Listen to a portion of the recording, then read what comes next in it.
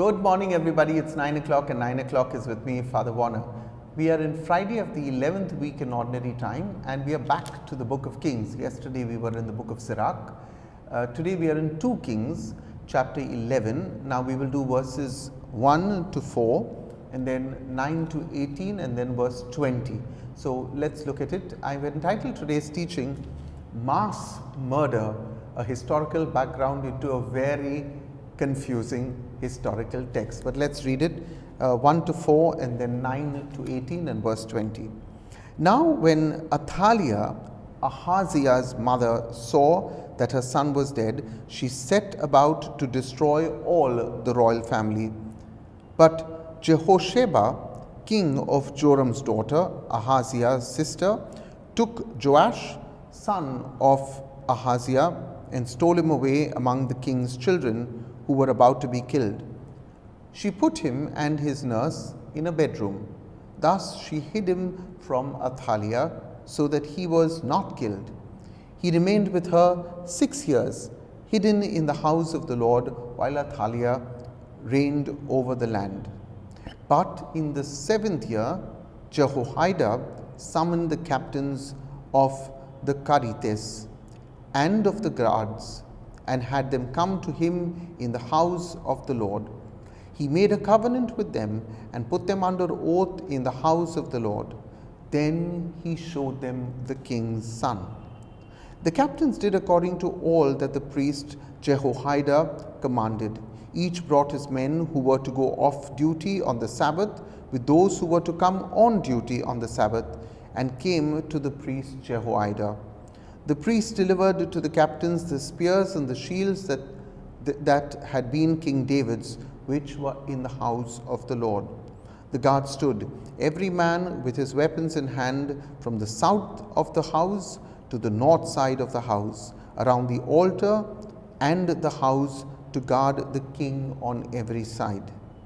Then he brought out the king's son, put the crown on him, and gave him the covenant. They proclaimed him king and anointed him. They clapped their hands and shouted, "Long live the king." When Athaliah heard the noise of the guard and of the people, she went into the house of the Lord to the people.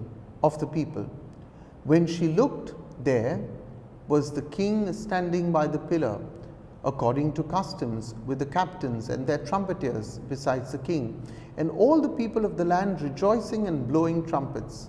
Athaliah tore her clothes and cried, "Treason, treason!" Then the priest Jehoiada commanded the captains who were set over the army, "Bring her out between the ranks and kill her with the sword, and kill with the sword anyone who follows her." For the priest said, "Let her not be killed in the house of the Lord." So they laid hands on her. She went through the horses' entrance to the king's house, and there she was put to death. Jehoiada made a covenant between the Lord and the king and the people, that they should be the Lord's people, also between the king and the people. Then all the people of the land went to the house of Baal and tore down his altars and his images. They broke in pieces, and they killed Mathan, the priest of Baal, before the altars. The priest posted guards over the house of the Lord. So all the people of the land rejoiced, and the city was quiet after Athaliah had been killed with a sword at the king's house. The word of the Lord. Now, before I'm going to explain, I'm going to give you a brief history of what's happening in Israel. But I must show you, to do this little study, I had to scribble my own notes, and that's how I scribbled them. Left hand side is Northern Kingdom, right hand side is Southern Kingdom, with all the kings there.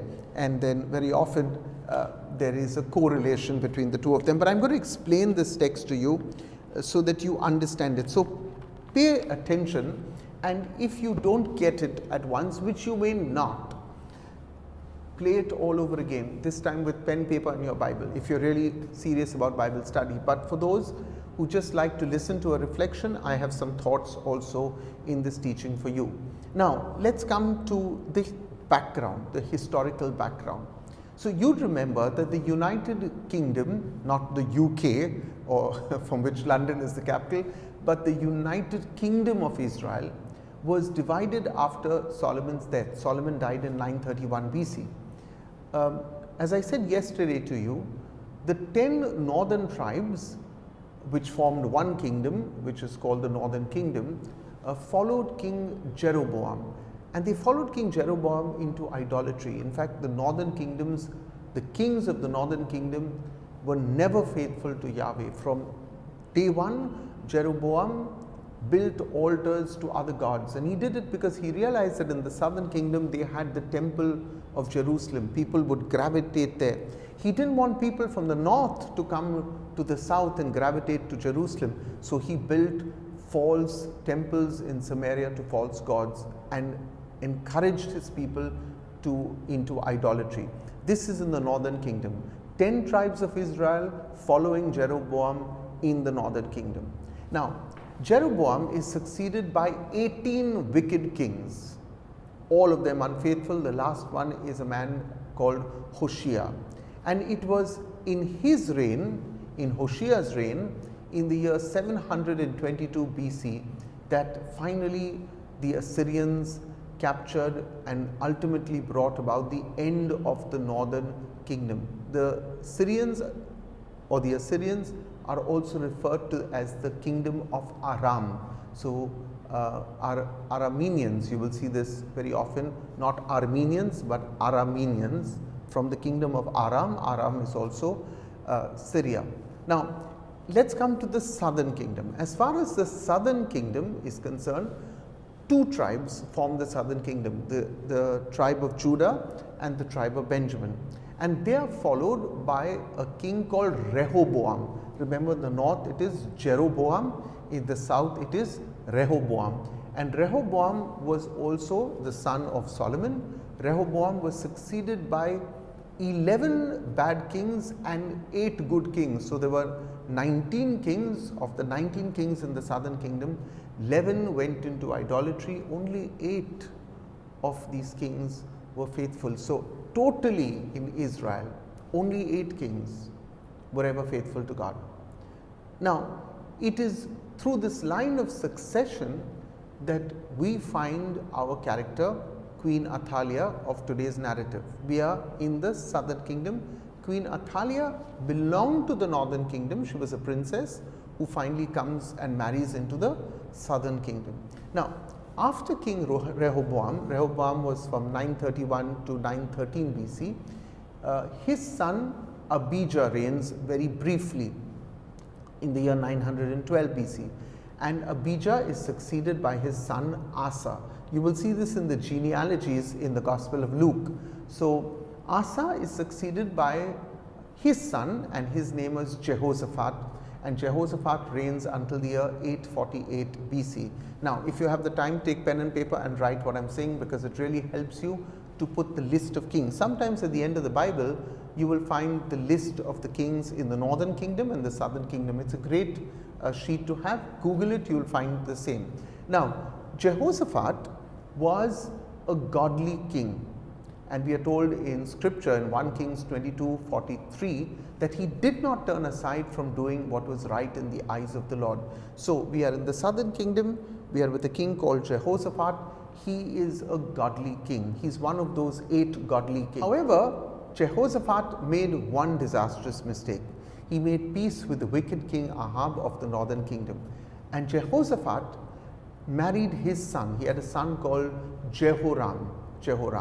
Now, he married Jehoram to Athaliah, the woman in our narrative of today who you hear was executed.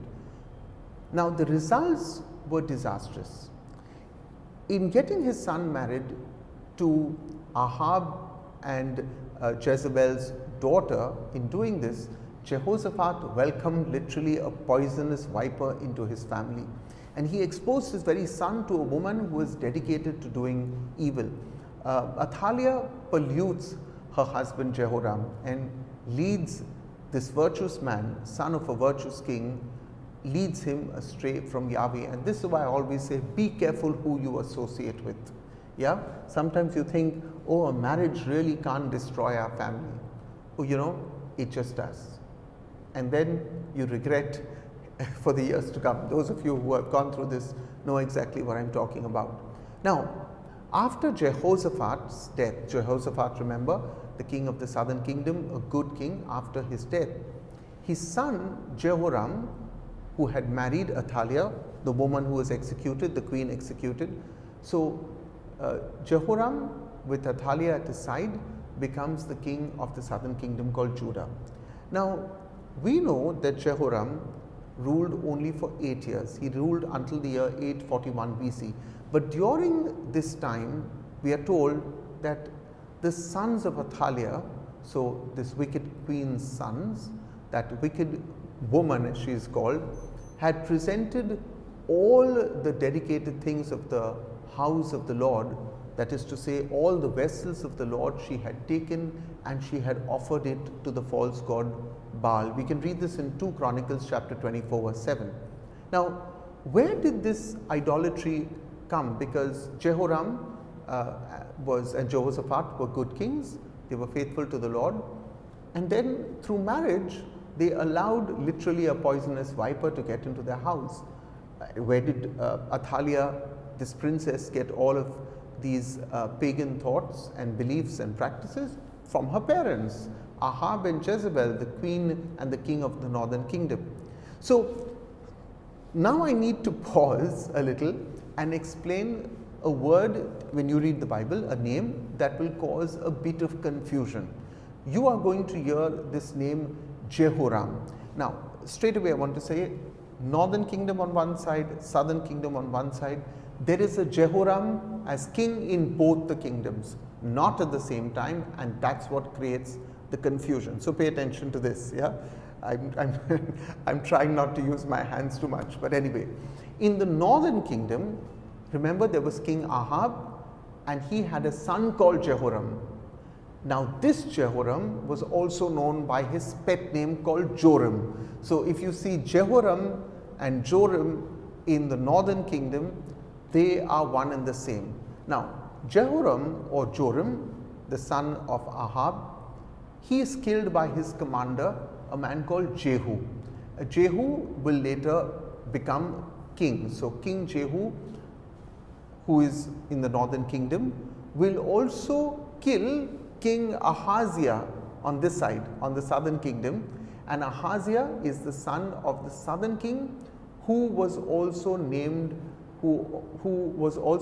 Jehoram, but he is the son of Jehoshaphat and the husband of Athaliah, and it is their son Ahaziah that Jehu kills. I know it's very confusing, but you need to understand this. So make that little sheet of paper and I'll come back. So let's come back to where we are. In the northern kingdom, remember there was a man called Jehu. He was a commander.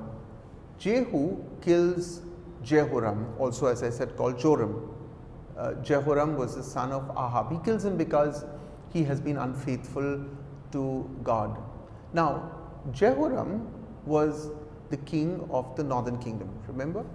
Jehu, this commander, then went on to execute Ahaziah of the southern kingdom, who at that time had reigned just for 1 year. We see this recorded in 2 Kings chapter 9 verse 27 to 29. Jehu, now listen to this, who has killed the northern king and who has killed the southern king at around the same time, then had all the 70 sons of the northern king, King Ahab, he had all of them killed in the northern kingdom. So what's happening? There is a vacuum of kings really. In the north, of course, Jehu will become king, but in the south you have Athaliah, who is the wife of King Joram of the southern kingdom. She is the daughter, remember, of Ahab and Jezebel, and she will use the occasion of her son's death to take power for herself. So she does something, she acts very quickly and has all the royal heirs, her own grandchildren. You can read this in 2 Kings chapter 11 verse 1. She has all of them killed. So with the royal family apparently wiped out, Athaliah, this queen, now took the throne and ruled as queen for 6 years. However, one of the king's sons, that is her own grandson, survived and was hidden by his aunt Jehosheba for 6 years. Now, no character in history, sacred or secular, stands out blacker or more hideous than this daughter-in-law of the godly Jehoshaphat. I mean, her parents themselves were so ungodly, Ahab and Jezebel, and now you see the fruit of the poisonous tree. Okay, this is Athaliah, as poisonous as her parents were, as devious as her parents were, as murderous as her mother was. Jezebel had Naboth murdered, had the prophets tortured, and her daughter Athaliah does the same thing. Now, yet look at a woman like Jehosheba, a little unknown woman perhaps, and yet she had an important place in God's plan. Through her courage and ingenuity, she preserved the royal line of David through which the Messiah would come. The bloodline of David had come within literally a hair's whisker of being eliminated by Athaliah. So evil people like Athaliah will begin their work, but God can always raise up a Jehosheba. Don't be worried when sometimes you find evil coming your way. There is always God raising a Jehosheba to preserve you, to protect you, to guide you, and to save you. Now, though Ahaziah was a bad king who made evil alliances, he was still a descendant of David and the successor of that royal line. And for the sake of David, God remembered his promise and spared this one young survivor of the massacre of Athaliah. Now, in the 7th year of a priest, and now we will learn of a new name, a priest called Jehoiada, who will go on to be a chief priest. In the 7th year of this priest Jehoiada, Jehoiada was sent, if I'm not mistaken, it was the 7th year of the queen's reign, Athaliah's reign. Jehoiada was sent and he brought the captains, as we read today, and brought the bodyguards and the escorts of the king. At that point there was no king, there was a queen, but the royal cavalry, literally, he brought them to the house of the Lord. So he brings them to the temple. And Jehoiada, this priest, was a godly man. He was really concerned with restoring the throne of David to the line of David, and literally taking it away from Athaliah because she was a northern princess. So Jehoiada, the priest, chose a Sabbath day for this coup, because that was the day when the guards changed their shifts and they could assemble 2 groups of guards at the temple at the same time without attracting much attention. So he made a covenant now with the captains of the guards and with all of them, and he took an oath from them in the temple itself. Now, for the last 6 years, everyone believed that there were no more surviving heirs of David's royal line, and there was no legitimate ruler to displace this wicked queen Athaliah. Now, the secret therefore had to be secure, because the king's son would be immediately killed if his existence was revealed. The captains and the bodyguards and the escorts must have first been shocked by the sight of the 6-year-old heir to the throne. They thought everybody was killed. Now, one reason why Athaliah was able to reign for 6 years was that no one knew that there was any alternative. And think about it as a reflection. Many people live under the reign of Satan because they don't really know there is a legitimate king ready to take reign in their lives, that is Jesus Christ. So they continue to live under Satan's domain. The soldiers who now engineered the coup were given the very weapons which belonged to King David. These were the weapons lying in the temple. It was fitting for these soldiers who would set the heir of David's royal line back on the throne of Judah to use those very weapons that once belonged to the great King David. First, of course, there were things had to be done. The king's son had to be revealed. No one could support him, and he could not take his rightful throne until he was brought out before the people. So bring him out in public. Next, the king's son had to be crowned, and this was the public and official recognition of him as king. The king's son had to come also with the word of God, like all the previous kings had done. Now, the new king we are talking about is a young man called Joash, and he was proclaimed king and anointed, and we are told that the people cheered. Now, the usurper queen Athaliah, this queen mother, this was a horrifying sight. Remember, for 6 years, 6 years she ruled because she believed there was no legitimate claimants to the throne of David. She thought she had killed all of them. Now she sees that one of her grandsons, one of the sons of Ahaziah, Joash, her own grandson, had escaped her own murderous intent. Now, as a priest, Jehoiada had a great concern for the sanctity and the reputation of the temple. Athaliah had to be put to death, but not in the temple, and so she was killed in the places, as we are told in scripture, where horses entered the king's house. Athaliah, the most infamous queen of Judah, died at the hands of her executioners, much as did her mother Jezebel, queen of Israel. Now it was time for the restoration of the true faith. The temple of Baal in Jerusalem was destroyed, and appropriately destroyed by the people of the land. They didn't stop at destroying the building itself. They went on to destroy both the sacred objects dedicated to Baal, and they also killed Matan, the priest of Baal. That's a lot of history today, and I'm really running out really getting into a dry throat. But tomorrow we are going to look at the book of Chronicles, which is going to take a look at Joash, King Joash, and the priest Jehoiada. And we're going to see how they operated. Were they faithful? Were they unfaithful? Wait till tomorrow, and I will tell you that at 9 o'clock with Father Warner. But in any case, you need to listen to this twice in order to get it done. And may I suggest, make a sheet of paper like this, yeah? Do your own study, because it's very confusing. The names are really, first of all, they are tongue twisters, and then to remember all of them, my head is really spinning. So I'll see you tomorrow at 9 o'clock. Don't forget to like this video, send me a few extra comments today. I think I deserve it for all the study of history, and I'll pray for you, you pray for me. Like this video, share it with your friends, and I'll see you tomorrow at 9 o'clock. We'll be in 2 Chronicles tomorrow to listen to what's going to happen to Joash. Is he going to be a good king? Is he going to be an unfaithful king? Keep guessing till tomorrow. Thank you to all our friends who contribute to the Children's Home in Goa, Love Joy Hope Foundation. You can always send me a message on 98202 42151, or if you'd like to contribute to the hot meal program here at St. Stephen's Church in Kambala Hill, thrice a week, Monday, Wednesday, Friday, or if you'd like to support our ministry, do something, do some good, and spread the good news to everybody. Thank you, everybody. God bless you. I'll see you tomorrow at the end of the week, 9 o'clock with Father Warner.